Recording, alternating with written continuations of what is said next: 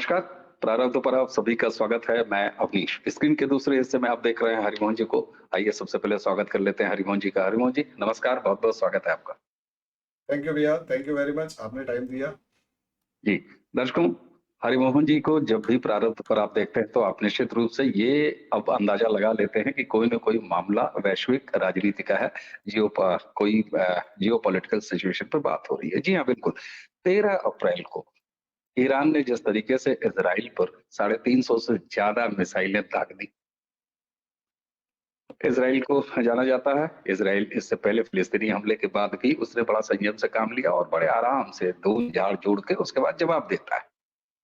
छठा दिन साहब, आज तड़के तड़के खबर आ गई और खबर ये आई कि इजराइल ने बाकायदे जो ईरान का न्यूक्लियर न्यूक्लियर बेस है, जिसको कि सबसे ज्यादा इंपॉर्टेंट है, इस्फहान उनका एक स्टेट है, उसके बगल में उसी स्टेट में एक तबरेज शहर है, वहां पर धुआंधार मिसाइलें मारी है।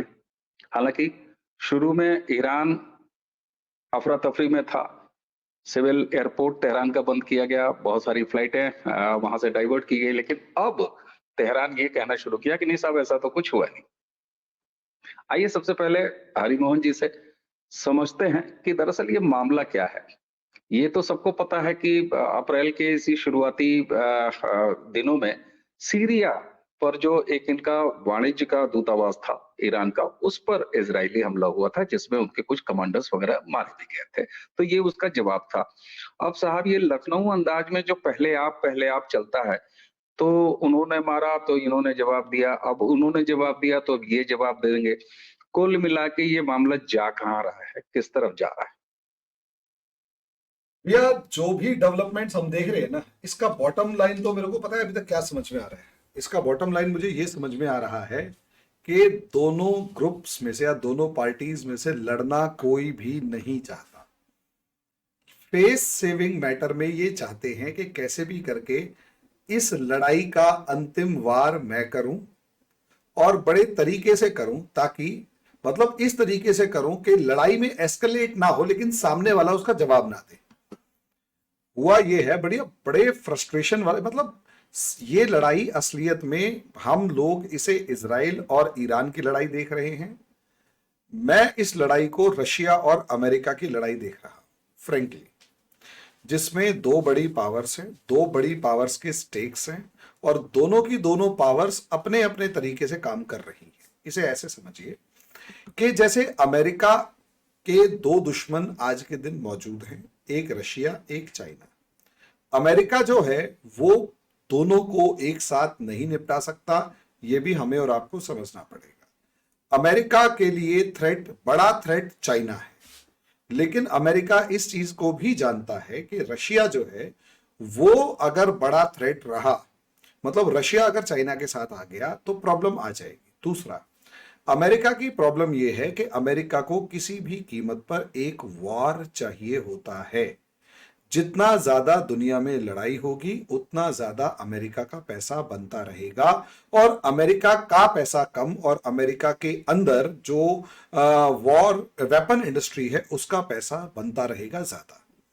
क्योंकि अमेरिका की चार इकोनॉमी, चार पिलर्स में से वेपन सबसे नंबर 1 पे आता है, दूसरे पे फार्मा, तीसरे पे इंश्योरेंस, चौथा एक और पिलर है रिसर्च फील्ड से रिलेटेड, उसे हम बाद में देखेंगे। लेकिन जिस तरीके से सबसे बड़ा सेक्टर वेपन सेक्टर है, जब जब वॉर हुआ है, वेपन इंडस्ट्री की जो ग्रोथ रेट है वो 35, 36 से 40% पर एनम की हुई है। आप अंदाजा लगाकर देखिए। और यही रीजन है अमेरिका। अच्छा, सबसे बड़ा एक फेज ये था, अमेरिका जिस फेज में लड़ाई नहीं कर रहा था वो था 1990 से लेकर 2001 तक। इन 10 साल के अंदर अमेरिका की इकोनॉमी जो थी वो हिलने लगी, अमेरिका का जो एम्प्लॉयमेंट लेवल था वो गड़बड़ाने लगा, और वेपन इंडस्ट्री की ग्रोथ रेट जो है मात्र 3 या 4% के आसपास आ गई। उसके बाद डब्ल्यूटीओ के ऊपर अटैक, डब्ल्यूटीसी पर अटैक होता है, वार ऑन टेररिज्म शुरू होता है, अमेरिका अफगानिस्तान में घुसता है, उसके बाद इराक में घुसता है, और 2001 के बाद कोई भी साल ऐसा नहीं गया जहां वेपन इंडस्ट्री की ग्रोथ 20% पर एनम से नीचे रही हो। क्योंकि जितना भी पैसा अमेरिका उस वॉर के नाम पर निकालता है वो सारा पैसा घूम फिर के हथियारों और दूसरे नाम पे वेपन इंडस्ट्री के पास चला जाता है। अब यहां पर अब उस वेपन इंडस्ट्री के बिहाफ पर जिस तरीके से वॉर जनरेटेड इकोनॉमी चल रही थी अमेरिका की, उसमें अमेरिका ने बाकी सेक्टर्स को इग्नोर करना शुरू कर दिया और वो सारे सेक्टर्स जो थे वो चाइना ने कब्जा लिया। अब अमेरिका के साथ प्रॉब्लम यही है कि सारे सेक्टर्स के ऊपर अमेरिका जो है वो अमेरिका वापस लेना चाहता है। अमेरिका को समझ में आ गया चाइना उसी के पैसे से उसी को खत्म कर रहा है। ट्रंप का आप मामला देख सकते हैं। ये चीज दोनों के अमेरिकन के सामने क्लियर है कि चाइना इज एन एनिमी, लेकिन यह भी कंफर्म है कि रशिया इज एन एनिमी। असलियत में अमेरिका में बहस है पहले किससे निपटे। अमेरिका बाइडन या डेमोक्रेट्स चाहते हैं कि भाई पहले जो है वो रशिया से निपटे, उसके बाद चाइना रिपब्लिकन्स चाहते हैं रशिया से क्या निपटना, रशिया से तो दोस्ती करो और रशिया को साइड हटाओ, अपने साथ में नहीं मिला सकते तो कम से कम न्यूट्रलाइज करो और चाइना से लड़ो। ये बहस है। अब ऐसे में जब बाइडन आया, देखिए ट्रंप आया तो वो सीधा सीधा किससे लड़ रहा था, चाइना से, लेकिन बाइडन आया तो बाइडन ने चाइना से वॉर खत्म कर दी। लगभग कोई एस्केलेशन वगैरह नहीं है।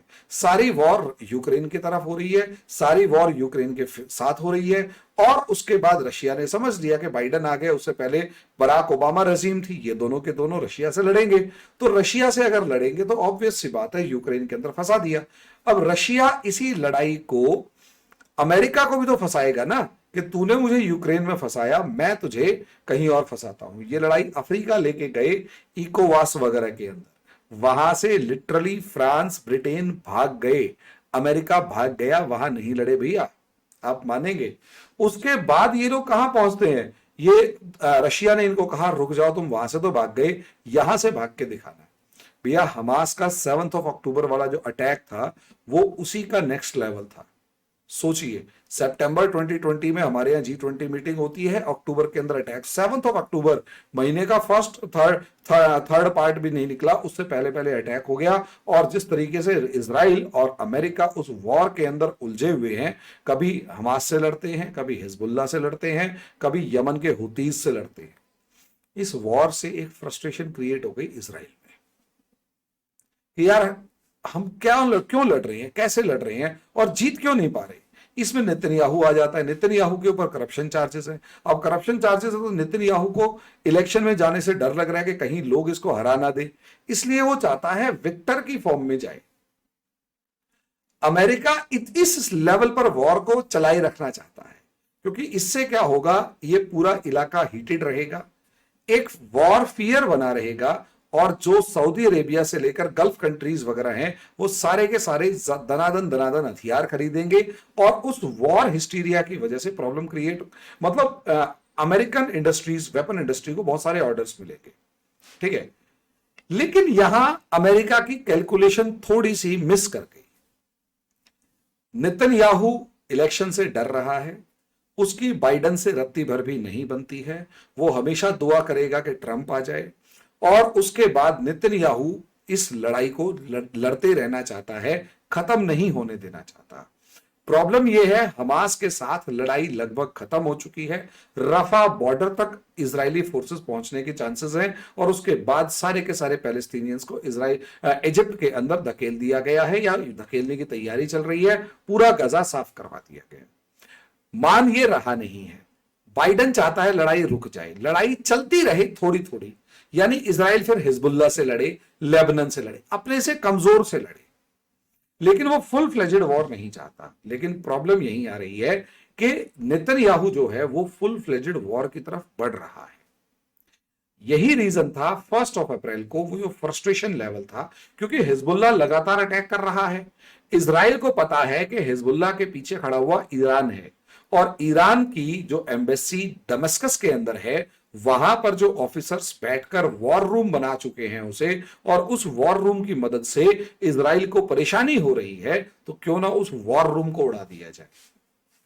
ईरान भी दिमागदार है, उसने वो वॉर रूम अपने घर में तो बनाया नहीं, वो बनाया सीरिया के घर में। सीरिया रशिया का बहुत अच्छा दोस्त है, वहां पर काउंसलेट ईरान की है, ईरान की काउंसलेट है और उस काउंसलेट के अंदर एक वॉर रूम है जो इंस्ट्रक्शंस दे रहा है लेबनान में बैठे हुए हिजबुल्लाह को। अंदाजा लगाकर देखिए ईरान के टेंटिकल्स कितने जबरदस्त हैं। हिजबुल्लाह इजराइल को मार रहा है, अब मार के वो भाग जाते हैं, इजराइल फ्रस्ट्रेटेड है, हिजबुल्लाह काबू में नहीं आ रहा। हमास तो छोटा मोटा बच्चा था भैया, असली ताकत तो हिजबुल्लाह के पास है। हिजबुल्लाह हमास से कम 100 से 200 गुना बड़ा ऑर्गेनाइजेशन होगा, जिससे इजराइल घबरा रहा है। इजराइल हिजबुल्लाह से पंगे क्रिएट नहीं कर, मतलब भेड़ नहीं, वो टैकल नहीं कर पा रहा, इस वजह से प्रॉब्लम्स क्रिएट हो रखी हैं हमास के लिए, और यहीं से प्रॉब्लम वो मतलब इजराइल के लिए। इसलिए फ्रस्ट्रेशन में आकर उसने उस वार रूम को ही उड़ा दिया जो कि दमिश्कस के अंदर ईरानियन काउंसलेट में था। अब जैसे ही उसको उड़ाए, ईरान कहता है भैया ये तो तुमने मेरे ऊपर हमला कर दिया, मैं तो बदला लूंगा। अब भैया कई बार क्या होता है ना उसमें, अब जैसे इंडिया ने भी पाकिस्तान के अंदर सर्जिकल स्ट्राइक किया, हम बालाकोट का एग्जांपल लेते हैं।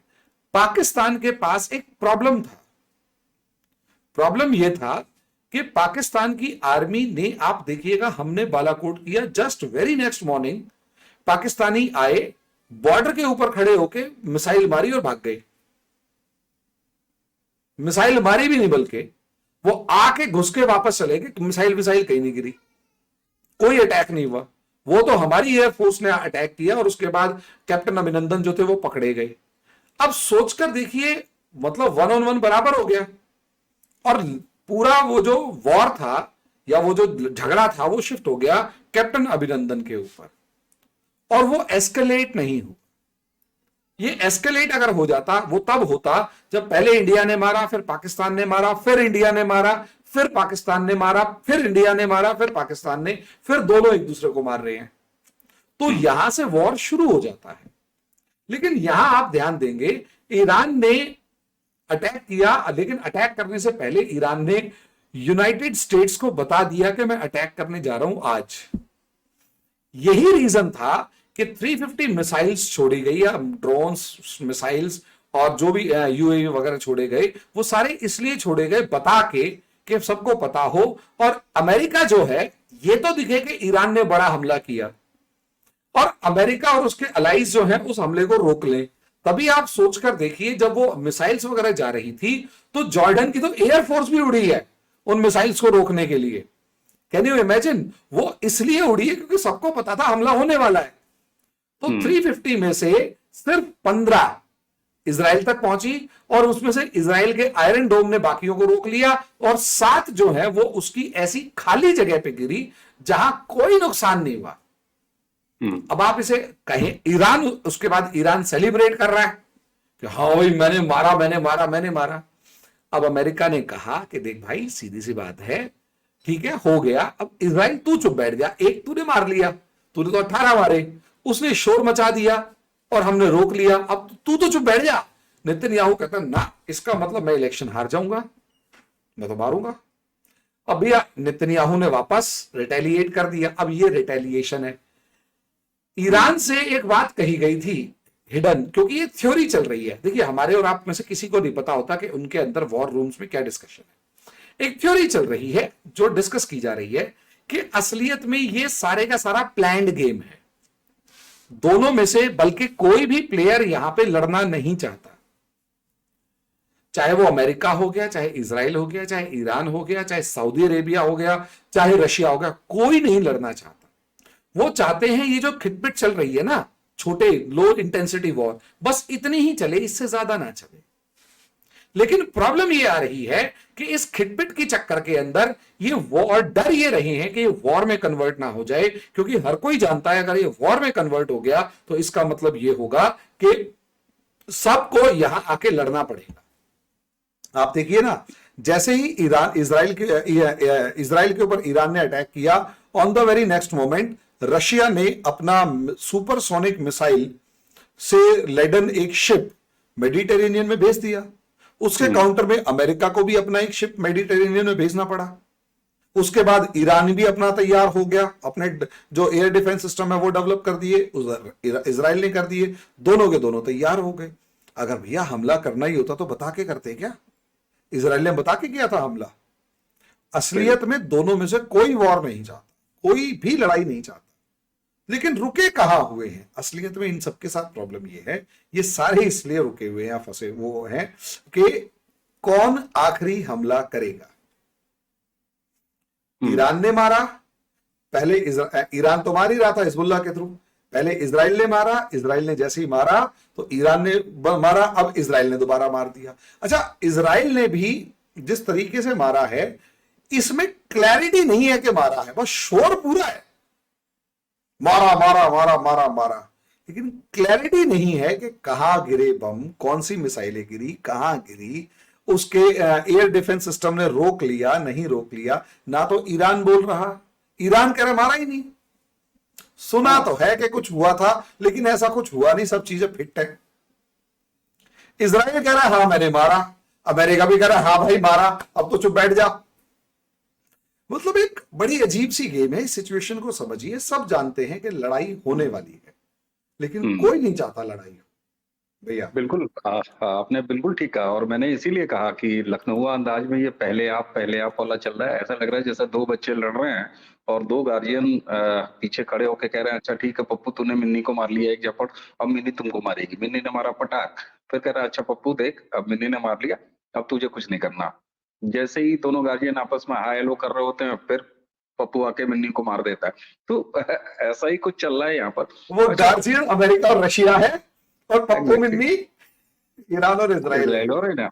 अच्छा, आपने एक बड़ी महत्वपूर्ण बात यहाँ पे ये कही कि देखिए ईरान का काम बड़े आराम से चल रहा था, हिजबुल्लाह से चल रहा है, हौती से चल रहा है, हमास के हेल्प से चल रहा है, ठीक है।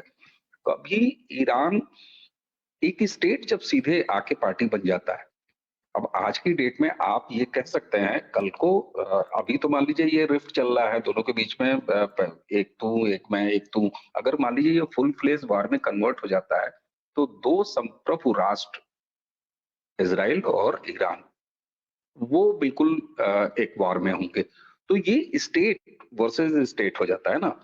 आखिर ईरान की ऐसी क्या मजबूरी है? ठीक है, वो बात मुझे समझ में आ रही है, एक तरफ रशिया का ब्लॉक है, दूसरी तरफ यूएस का ब्लॉक है, लेकिन ईरान इतना उद्दंड बच्चा, क्योंकि ईरान की इमेज कम से कम एक अच्छा, एक ऐतिहासिक फैक्ट, ईरान पहला वो देश था जिसने इजराइल को रिकॉग्नाइज किया था।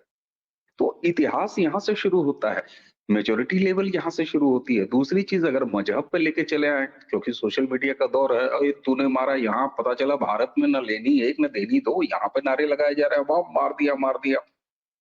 तो अब यहाँ पर देखा जाए तो इस्लामिक जो एक मजहब का अगर आप पॉइंट ले आइए, अकेला शिया बहुल देश है ईरान, उनका क्या मतलब है रेस्ट सुन्नियों से। ऐसे में मेरा सवाल ये है कि जब ईरान का काम हिजबुल्ला, हुती और हमास ऑलरेडी कर रहे थे इजराइल के आसपास तंग करने का, ईरान क्यों पार्टी बना? भले वो गार्जियन यूएस ने या रशिया ने ही चढ़ाया हो, लेकिन ईरान ने ऐसा क्यों किया? बना नहीं, बनाया। अच्छा, 1964 में एक वॉर हुआ था, 67 में 6 डे वॉर, और उसके बाद 1973 में एक वॉर हुआ था, यौम किपुर वॉर। यौम किपुर वॉर में इजिप्ट ने, जॉर्डन ने, सीरिया ने और लेबनान ने मिलकर इजराइल पर हमला कर दिया। और इजराइल, हालांकि वो बिल्कुल वही दौर था जो ये 6 अक्टूबर को वो हुआ था, 7 अक्टूबर को ये वाला हुआ है, क्योंकि इनका एक त्योहार होता है और उसमें सेलिब्रेट कर रहे होते हैं 6-7 दिन तक, और वो एक ऐसा होता है कि पूरा देश जो है वो आराम से एंजॉय कर रहा होता है। अब ऐसे में आर्मी भी एक्टिव नहीं होती, सब चीजें नहीं होती। अब हमास ने भी यही हमला किया था। तो जो हिजबुल्ला वाला मामला है ना भैया, उसमें सॉरी ये 19 यौम किपुर वॉर वाला, तो उसमें अमेरिका के जो निक्सन थे उन्होंने क्या किया, $2 बिलियन का एक पैकेज इजराइल को दे दिया वॉर टाइम में। और जैसे ही वो $2 बिलियन का पैकेज दिया, सारे के सारे इस्लामिक देश भड़क गए। इस्लामिक देश एक साथ आ गए, भड़क गए, और उन्होंने एक ऑयल एम्बार्गो लगा दिया था, जिसके अंदर क्या किया था कि पूरी की पूरी जितनी भी ऑयल प्रोडक्शन था उसे बंद करके कहते हैं हम तुम्हें ऑयल बेचेंगे ही नहीं, हम ऑयल इंडिया को, चाइना को, दूसरे देशों को बेचेंगे, तुम्हें बेचेंगे ही नहीं, भाड़ में जाओ। अब यह इनकी इंडस्ट्रीज वगैरह बंद होने वाली थी, तो उन्होंने एक चीज ये देखी कि अगर ये सारे इस्लामिक कंट्रीज एक हो जाते हैं और इस्लाम के नाम पर एक हो जाते हैं तो भैया दो चीजें इंपैक्ट होगी। पहला ट्रेड रूट, और दूसरा ऑयल और गैस जो उनको लगातार सप्लाई मिलते रहनी चाहिए वो नहीं मिलेगी। तो ऐसे में एक पावर को इस्लाम के अंदर ही खड़ा करना चाहिए था जो इस्लाम को मानने वालों के लिए ही एक थ्रेट हो जाए, वो थी ईरान। पहले ईरान में शाह का रूल था। Shah was like a puppet to Americans. जो अमेरिकन्स बोलेंगे, जो ब्रिटिशर्स बोलेंगे, शाह वही करेगा। शाह ने 1951 या 53 में एक काम किया था, ब्रिटिश पेट्रोलियम से सारी की सारी कंपनीज छीन ली और जो पैसा मिल रहा था ऑयल का वो अपने पास रखना शुरू कर दिया। वहां से बिगड़ना शुरू हुआ तो वहां पर ब्रिटेन ने एक छोटा सा मूवमेंट चलाया था शाह के अकॉर्डिंग अगेंस्ट, जिसके सारे के सारे जितने भी कल्प्रिट्स थे या सेपरेटिस्ट थे वो ब्रिटेन में बैठते थे। उन्हीं में एक बंदा था खामेनेई, जिसकी कैसेट्स जो है वो ईरान के अंदर लगातार भेजी जाती थी इस्लाम के नाम पर, क्योंकि तेहरान जो है वो पेरिस ऑफ द ईस्ट कहलाता था।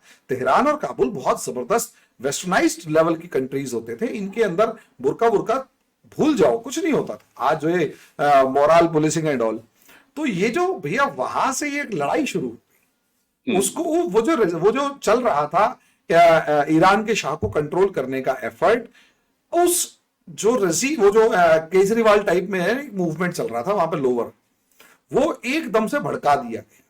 सोचकर देखिए केजरीवाल का जो मूवमेंट था 2001 में संपूर्ण परिवर्तन की एक वो बनाता है और धीरे धीरे काम कर रहे हैं, एकदम से स्पॉर्डियक मूवमेंट कब बाहर निकल के आया 2011 में। ऐसा ही स्पॉर्डियक, तो ये ब्रिटिशर्स और अमेरिकन नए नहीं हैं इस काम में, बहुत पुराने से खेलते आ रहे हैं, बहुत पुराने से। तो उन्होंने वो मूवमेंट जो 1950s में चालू किया था उसको एकदम से हवा देनी शुरू करी और खामेनेई जो अब तक लंदन में बैठा हुआ था वो जिसे कहते हैं चेंज होकर सीधा ईरान आ गया। ईरान के अंदर रेवोल्यूशन हुआ 1978 में और शाह को भगा दिया। भैया जैसे ही शाह भागा खामेनेई रजीम आई। खामेनेई रजीम ने आते ही सबसे पहले किसको अपना दुश्मन माना? उसने इस्लाम को एक वेपन माना, और सॉरी इस्लाम को के नाम पर एक वेपन क्रिएट किया कि हम जिहाद करेंगे, पूरी दुनिया में इस्लाम फैलाएंगे। और अमेरिकन ने इसे शिया रजीम और शिया हेजमनी का नाम दिया। लेकिन हमें नहीं भूलना चाहिए जिस टाइम पर ईरान में खामेनेई रजीम आई, इसको भी कंट्रोल और बैलेंस करना जरूरी था। On the very next year Saddam Hussain की रजीम खड़ी हो गई और ईरान इराक वॉर को हवा देने लग गया 10 साल बाद। सद्दाम हुसैन कौन था? सुन्नी रूलर जो शिया मेजोरिटी पॉपुलेशन के ऊपर रूल कर रहा था, और उसके पीछे बशर अल असद सरकार थी जो सुन्नी मुस्लिम पॉपुलेशन के ऊपर शिया बैठे हुए थे। तो सोच कर देखिए ईरान खामेनेई रजीम जिसका काम था पूरे अरब वर्ल्ड को डराना, कहीं वो आउट ऑफ द कंट्रोल ना हो जाए, तो उसके पीछे कौन सी रजीम थी? सद्दाम हुसैन, ताकि ईरान से लड़ता रहे। और कहीं सद्दाम हुसैन भी बागी ना हो जाए और हमारे आउट ऑफ द कंट्रोल ना हो जाए, उसके पीछे इसको बिठा दिया गया, बशर अल असद को। और बशर अल असद की जो सरकार थी उसके सामने तो वो इराक था, इजराइल था ही था। तो सोचिए पूरा का पूरा बेल्ट जो है, ये पूरा बेल्ट कंट्रोल स्टैब्लिश कर लिया गया, या यूं कहें पूरे बेल्ट का एक कंट्रोल बना लिया गया, मतलब एक सीरीज सी बन गई। और ये पूरी बेल्ट में ईरान एक विलन की फॉर्म में उभर के आया शिया डोमिनेंस के नाम पर, जिसकी वजह से जितने अरब कंट्रीज जो अब तक यूएसएसआर के फेवर में थे वो सारे के सारे अमेरिका के फेवर में है आज तक। और अमेरिका को बिना कुछ किए इन सारे देशों के अंदर अपने वो जो है क्या कहते हैं मिलिट्री बेस बनाने का मौका मिल गया, मिसाइलें रखने का मिलिट्री बेस। आप देखिए, तो हम जिस सवाल से शुरू कर रहे थे कि इसके पीछे कौन है, तो मुझे तो अमेरिका नजर आता है। आज भी जितना ज्यादा ईरान लड़ेगा, जितना ज्यादा मिसाइल टेस्ट करेगा, जितनी ज्यादा एग्रेशन दिखाएगा, उसमें ज्यादा डर ईरान इजराइल को नहीं लगेगा। इजराइल को तो बाद में लगेगा। सबसे पहला डर किसको लगेगा? सऊदी अरेबिया को, कुवैत, यमन, ये सब इनको लगेगा। क्यों लगेगा? ओमान वगैरह को, क्योंकि यूएई वगैरह को, क्योंकि पहली मिसाइल तो यहीं आएगी। इसराइल तो पूरा का पूरा ज्यू कंट्री है, उसकी तो मास मूवमेंट होने के चांसेस नहीं है। अरे भैया उठाकर देखो, यहां पर जो डिक्टेटरशिप है इनको उखाड़ के फेंक देगा ये ईरान। तो इस डर की वजह से ये सारे कहां पहुंच गए? अमेरिका की शरण में। और ये लड़ाई है तो रशिया ने अपना सपोर्ट ईरान को दे दिया, यूएसएसआर ने। और फिर उसके बाद रशिया ने कहा ईरान तो मेरा दोस्त हो ही गया। पहले शाह दोस्त नहीं था, तो अफगानिस्तान एक न्यूट्रल था। अब शाह जो है उसकी जगह ईरान आ गया और वो दोस्त बन गया, तो क्यों ना अफगानिस्तान पे भी कब्जा कर लिया जाए। और अमेरिका ने फिर वहां सुलगा दिया मुजाहिदीन वगैरह। तो पूरे का पूरा, और अमेरिका ऐसा करता रहता है, अपनी एक प्रॉक्सी रेजीम हमेशा खड़ी करके रहेगा। चाहे बगदादी जो पहले ज्यू था उसको आप उठाकर देखिए, जिसने आईएसआईएस बनाई, और आज भी आईएसआईएस अलग अलग नामों से अमेरिका के दुश्मनों से लड़ती है, इस्लाम के मतलब इस्लाम के दुश्मनों से नहीं। तो एक बड़ी बड़ा बात है। गंदा गेम है भैया यहाँ पर, बहुत गंदा, जो अच्छा बिल्कुल जबरदस्त चल रहा है। हम्म। अच्छा मुझे आपकी बातचीत के बाद ना एक आपने कहा बड़ा गंदा गेम है, मैं उसमें से एक अच्छी चीज मुझे मैंने खोजी है, खोजने की कोशिश की है। अब आप बताएंगे अच्छी है कि वाकई वो भी गंदी है। अगर यूएस इसके पीछे है और ये जो मुस्लिम उम्मा को अगर कोई चीज तोड़ती है तो वो एक ही चीज है, अदरवाइज इस्लाम एक ऐसा अम्ब्रेला है जिसके नीचे सब शामिल हो जाते हैं। तो वो हमेशा देखा गया है, बहुत सारे मौकों पर देखा गया है।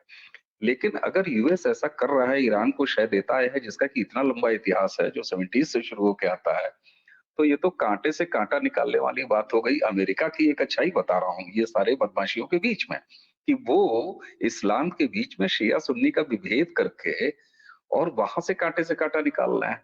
एक ये, और दूसरा जो मैं हमेशा आपसे चर्चा, कोई भी जियो पॉलिटिकल सिचुएशन हो जिस पर मैं बात करता हूँ, तो मैं हमेशा आपसे खुल के कहता हूँ कि मेरा क्या, यानी मेरे भारत का क्या। ये सारा कुछ बवेला चल रहा है, इसमें हम कहाँ हैं, हमारा क्या है।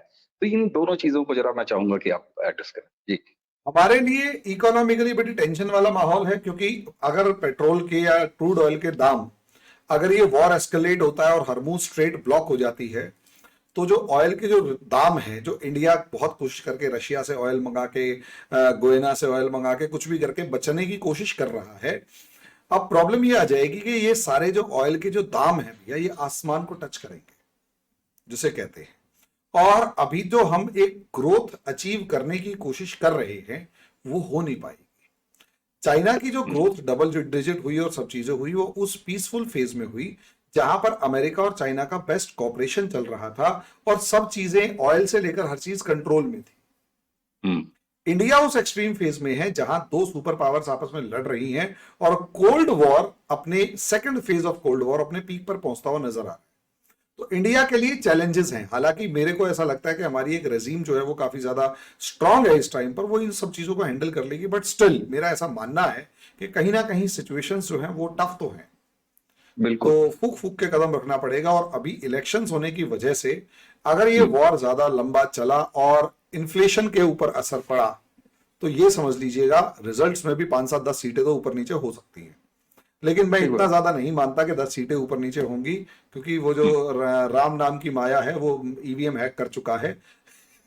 बाकी देखते हैं कि होता क्या है। लेकिन हाँ, इंडिया के लिए चैलेंज तो रहेगा। जी भैया। बिल्कुल चैलेंज रहेगा, और कहीं भी अगर कोई लड़ाई हो रही है तो आप सोचिए ना, यूक्रेन और रशिया का वार हुआ तो भी हमारे ऊपर फर्क आ गया। तो ये फर्क तो हर पूरे मोहल्ले में होता है, घर के मतलब दो किसी भी मोहल्ले में दो घर आपस में लाठियां उठा लें, तलवारें उठा लें, तो मोहल्ला तो सब परेशान हो ही जाता है।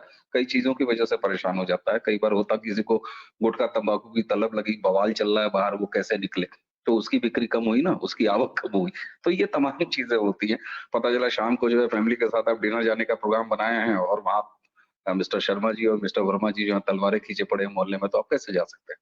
तो ये तमाम तरह की चीजें होंगी। लेकिन उस बीच में ये भी है कि हमारे रिश्ते जो है ईरान से भी सही हैं। हम तेल जो है वो उठा के रशिया से भी ले आते हैं। तो भारत का, जिस पे आपने भी भरोसा जताया कि एक ऐसी स्ट्रांग रेजिम है कि जो इससे पार पा लेगी, लेकिन जो असर ग्लोबली आना है, जो असर सबके लिए आना है, वो तो हमारे ऊपर भी आना है। अच्छा, मैं चाहूंगा चलते चलते वो कांटे से कांटा निकालने वाली बात कही है, तो मैं थोड़ा सा और आसान करूं उसको। शिया और सुन्नी, इस्लाम में इस तरह का विभेद बहुत कम पैदा किया जा पाता है, क्योंकि ये इस्लामियत के नाम पर इकट्ठे हो जाते हैं, मजहब के नाम पर इकट्ठे हो जाते हैं, ठीक है ना। यहाँ ये जो सिचुएशन दिखाई दे रही है, आपने कहा कि ईरान से सबसे पहले डर के कौन, ये जितने भी गल्फ कंट्रीज है वो डरेंगे। तो एक ये शिया सुन्नी वाला मामला है ना, तो ये जो कांटे से कांटा निकालने की तरकीब तो नहीं है रशिया की, सॉरी आपके यूएस की। भैया, कांटे से कांटा निकालने से ज्यादा इंपॉर्टेंट यहां पर मुझे लगता है कि उस कांटे से कांटा निकालने के चक्कर के अंदर हमने एक घाव बना दिया और वो घाव आज के दिन नासूर बन गया। असलियत में क्या हुआ, ईरानियन रेजिम कभी भी बहुत ज्यादा रेडिकलाइज नहीं थी, ईरानियन पीपल कभी भी रेडिकलाइज नहीं थे। लेकिन ईरान के अंदर जैसे ही ये रजीम आई, ये खामेनेई आया, इसने रेडिकलिज्म को अपना एक वेपन बनाया, रेडिकलाइज्ड फॉर्म ऑफ इस्लाम जो कि शिया इस्लाम। उसके काउंटर के अंदर वहाबिज्म को प्रमोट किया गया सऊदी अरेबिया के द्वारा।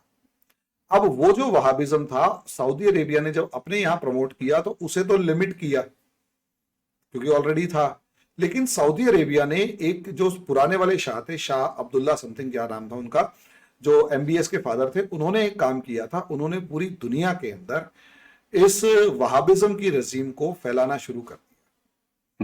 आज जो हम लोग देख रहे हैं, चाहे हमारे अंदर, हमारी कंट्री के अंदर रेडिकलाइज्ड इस्लाम जो जरा जरा सी बात के ऊपर, जैसे हमारी कंट्री को भी आप देखेंगे ना, कोल्ड वॉर के अंदर अमेरिका ने उस कांटे से कांटा निकालने के चक्कर में वहाबिज्म का एक जो जहर फैलाया, वो आज भी पूरी दुनिया को डस रहा है। उसमें अमेरिका भी अछूता नहीं है, उसमें यूरोपियन भी कंट्रीज भी अछूते नहीं है, वहां से रोज वीडियो आती है कुछ ना कुछ बवाल क्रिएट करने वाली। इंडिया तो बिल्कुल भी अछूता नहीं है। आप ये देखिए, हमारी तो कल्चर के ऊपर डायरेक्ट अटैक किया गया। हमारे जो मुसलमान भाई होते थे, हम जहां तक अगर जानते हैं तो जहां तक मैं जानता हूं, मेरे नाना जी का एक दोस्त होते थे, वो गुडियानी एक जगह है, वहां से आते थे। वो ऐसा लगता, वो वैसे कहते थे कि वो मुसलमान है, अब्दुल नाम था, आपके यार मुसलमान है, अब्दुल अब्दुल कहते थे, आ रहे अब्दुल टाइप में ऐसे कुछ कहते थे। तो वो आके राम राम करते थे, भाई रामफुल राम राम, ठीक है। वो आ रहे हैं, बैठ के खा पी रहे हैं, कुछ भी कर रहे हैं, कोई दिक्कत नहीं, उनके बच्चे आ रहे हैं, बहुत नॉर्मल बात हो रही है, ठीक है। भाई बहन वाला रिश्ता है, राखी बांध रहे हैं, सब चीजें हैं। शक्ल से आप दाढ़ी से टोपी से बता नहीं सकते, बढ़िया मूछ के रखी है, पगड़ी बांधी हुई है, धोती कुर्ता पहना हुआ है। उनके घरों में कोई मतलब, अगर वो शादी में भी आए हैं तो कोई बुरका वुरका पहनते ही नहीं थे। आज उसी गुडियानी नाम की जगह के अंदर आप देखो, बुरका फौज नजर आती है, दाढ़ी टोपी वैसी ही। असलियत में प्रॉब्लम क्या है ना, वो रेडिकलाइजेशन कर दिया। और वो रेडिकलाइजेशन अमेरिका ने जो किया, उसका दंश पूरी दुनिया आज के दिन झेल रही है।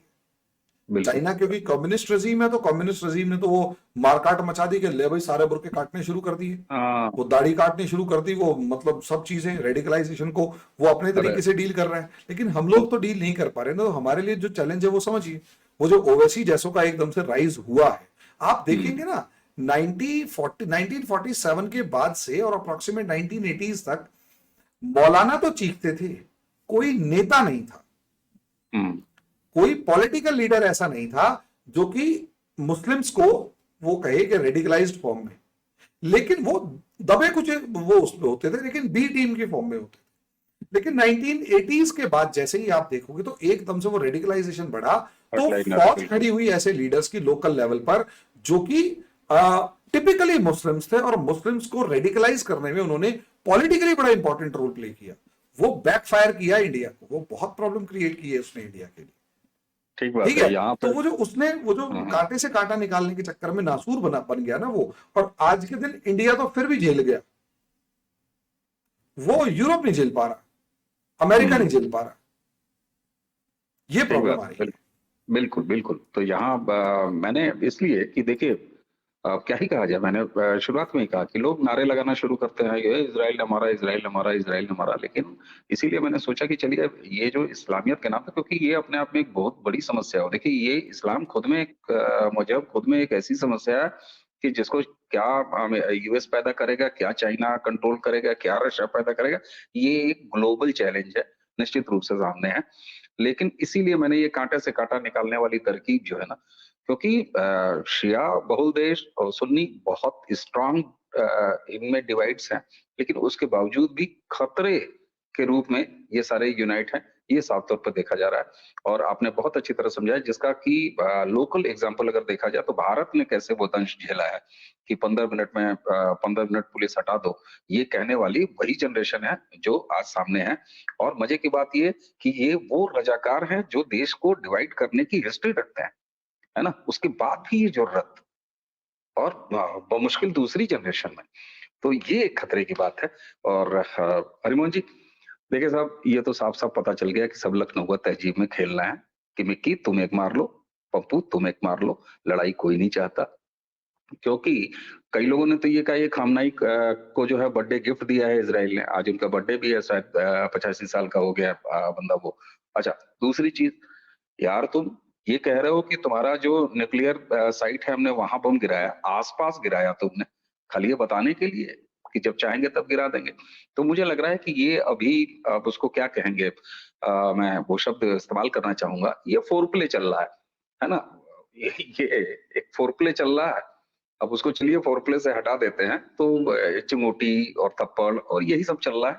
लेकिन अगर ये आगे एक्सलरेट होता है तो निश्चित रूप से ये कम से कम, क्योंकि हम बहुत अछूते नहीं है, ये जो पूरा भूगोल है ये हमसे बहुत दूर नहीं है, तो हमारे लिए, लेकिन हमारे लिए एक अभी कंट्रोल सिचुएशन ये है कि वही हिजबुल्लाह, वही हुती, वही हमास, ये जो पूरा हमारा ट्रैक है, बिजनेस ट्रैक है, जो सी रूट के जरिए आता है, वहां डिस्टर्ब नहीं कर रहे हैं। इंडिया ने जब चाहा तो पकड़ के थप्पड़ भी लगाया, किडनैपिंग हुई, पटक के मारा, ये काम हो रहा है। तेल हमने ईरान से भी खरीदना है, तेल हमने रशिया से भी खरीदना है। तो ये इंडिया को लेके बहुत ज्यादा मुझे लगता है कि कम से कम इस रिजीम में एक पॉजिटिव हैंड तो ऊपर है ही है, ये उम्मीद की जाती है। तो अब वार पे बहुत ज्यादा कुछ बोला नहीं जा सकता, पता चला जब तक ये वीडियो व्यूअर्स तक जाए तब तक जो है 4 मिसाइल और किसी ने धुड़ीम दे दिया। तो मुझे लगता है कि इस जियोपॉलिटिकल सिचुएशन में किसने कितने मिसाइल मारे, कितने कितने लोहे गिराए, कौन सा रडार पकड़ लिया, ये हम लोगों का काम नहीं होना चाहिए। जियोपॉलिटिक्स की ये जो नई सिचुएशन पैदा हुई है, इसमें पूरा जियोपॉलिटिकल सिचुएशन क्या है, और जैसा कि मेरा एक जिद रहती है और मेरा ये सवाल रहता है कि सब कुछ बतियाने के बाद आप ये बता दीजिए मेरे भारत का क्या। तो मुझे लगता है हरिमोहन जी आपने बहुत अच्छे तरीके से इसमें भारत के भी पार्ट को शामिल किया। दर्शकों, इसी के साथ उम्मीद है कि आज की ये चर्चा आपको पसंद आई होगी। आगे जियोपॉलिटिकल सिचुएशन पर हरिमोहन जी के साथ और कौन विषय आप देखना चाहेंगे, ताकि मेरी तरफ से दबाव, प्रारब्ध के तरफ से दबाव हरिमोहन जी पर बन जाए कि जब हम इन्हें कष्ट दें तो ये हमें अ, मना नहीं करे, वैसे कभी मना करते नहीं। अति व्यस्त इस समय के बाद भी मेरे लिए जरूर समय निकालते हैं। आपके लाइव का वक्त हो रहा है हरिमोहन जी, तो मैं अब आपको फ्री करूंगा। इसी के साथ दर्शकों, हरिमोहन जी को और उनके चैनल को जरूर देखिए। उनके चैनल का लिंक आपको प्रॉपर इसी वीडियो के डिस्क्रिप्शन में हमेशा मिलता है, जो भी वीडियो हरिमोहन जी का आता है। हरिमोहन जी, आपको एक बार फिर धन्यवाद। दर्शकों, इसी के साथ हमें और हरिमोहन जी दोनों को आज्ञा दीजिए। नमस्कार। थैंक यू भैया।